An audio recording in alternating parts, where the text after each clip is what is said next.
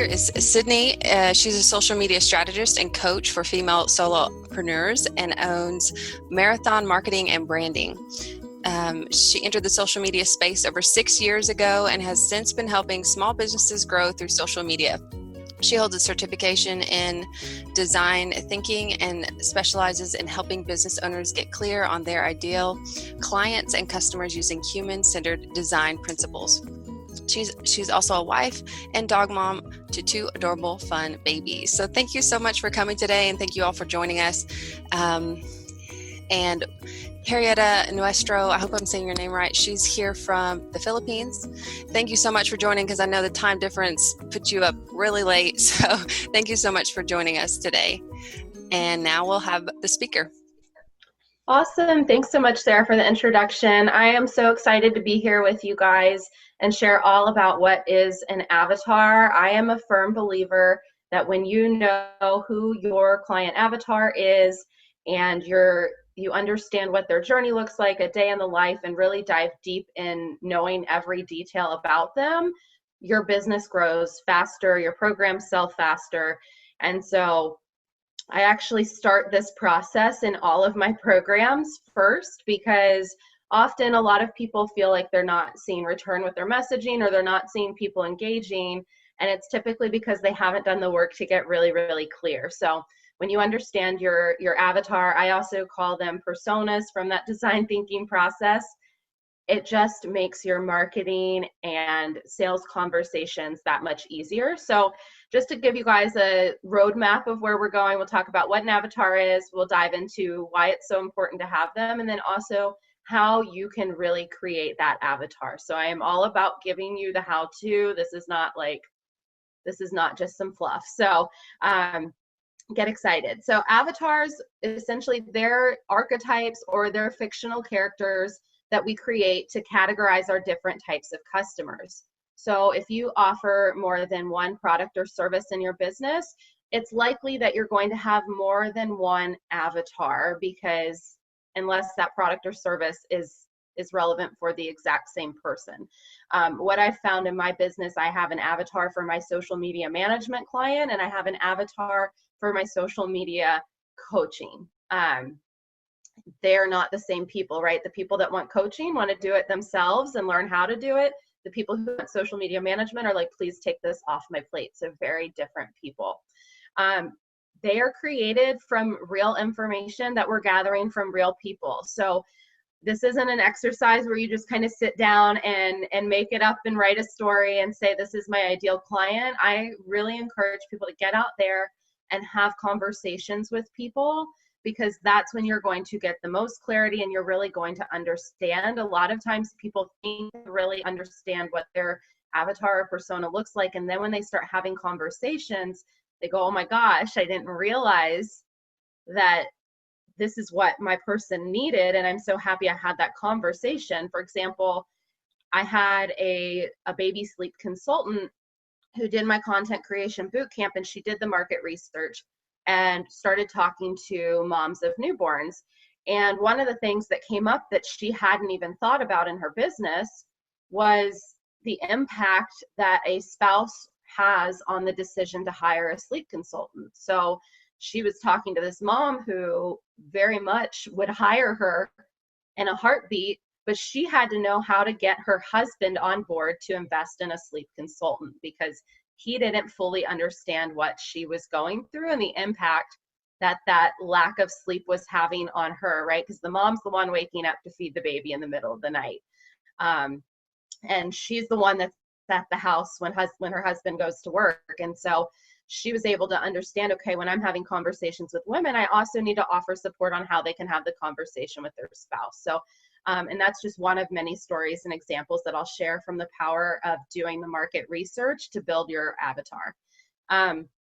Your avatar is not just the demographics of your customer, right? It's not just their age, race, gender, marital status, but it's actually going into the psychology of how they think, understanding the day in their life, understanding how they make decisions, what are their pain points, what are their barriers to getting that transformation that you offer, and even what are some of those barriers that hold them back from investing.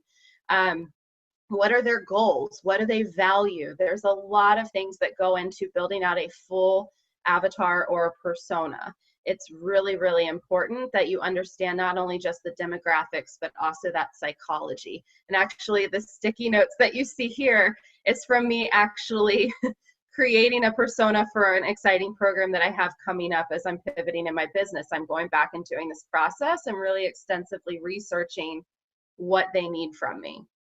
So that's the what, your avatar or your persona. So again, why have them? It's going to help you not only sell your programs, but it's going to help you serve your clients that much better to help them get results. When you really understand them, you can create your products or programs specifically just for them, and you understand the things, the key elements that are really important to include in your program. A lot of times I hear stories of people getting discouraged, or they feel like people aren't getting the results they want fast enough. And a lot of times when you dive in and do more extensive market research, you can build in these things into your program so that they're seeing results faster. If you know where they're going to get stuck, if you know where they're going to hit that emotional low, where they're going, I think I'm struggling, or I don't know if I can do this, and you're able to add something in there to help them get out of it faster, because sometimes your client's not going to communicate that, it's going to help you get them results. It's also going to really help with your messaging. So it helps you get really specific, and specific messaging on social media, specific messaging in your email marketing, that is what is going to sell. Being able to get really, really specifics to show that you understand them. A lot of times the biggest mistake I see people making, they think maybe I have a product that people don't want, or maybe this service wasn't what people wanted and I thought they needed it. And I'll work with clients one-on-one and say, you know, this is really broad messaging. Let's dive a little bit deeper. What does it mean if they have clarity in their business? What does it mean for them if they felt confident doing this task? What does it mean for them if they achieve that result that you're promising? And so working with them to fine tune that messaging. And when you get really specific with your messaging, think back to those posts on Facebook or programs you've invested in. I guarantee it's because you read the sales page, or you heard the coach or whoever was selling that program or service online, and you're like, this person is inside my head. This person understands me. She gets what I was thinking, or he gets what I was thinking. And you're ready to invest because you feel understood and you feel like they're going to give you that thing that you're most wanting. And it establishes that confidence with investing with them. It's also going to help you attract the right people. Again, when we get really specific with our messaging, when we understand that transformation and why they want it, and we really understand who's the perfect fit for our product or our service, it's going to attract the right people. And again, that's going to help them get results faster. And that's also going to help your business grow faster, because when they get amazing results, you can share their stories and testimonials to market that program. I think the first time we launch a program or product or a new service, that's the hardest. That first time is the hardest time to launch it. But if you get the right people in the first time, that second time you launch it, that third time you launch it, it's going to make the marketing that much easier, because you can pull from all of these great testimonials, and those people are also probably going to go tell their friends about it. So that's why this process is really important. So how you can actually build your avatar, or your persona, as I like to call it. Market research, hands down, is the most effective way.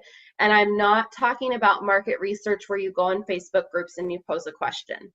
Sometimes I caution the threat of, when you post something in a Facebook group and there's thousands of people, those thousands of people are not all your ideal client. And so when you're posting a question, oftentimes I refer to it as the peanut gallery. You can get people love to share their opinions. People love to share their opinions on social media.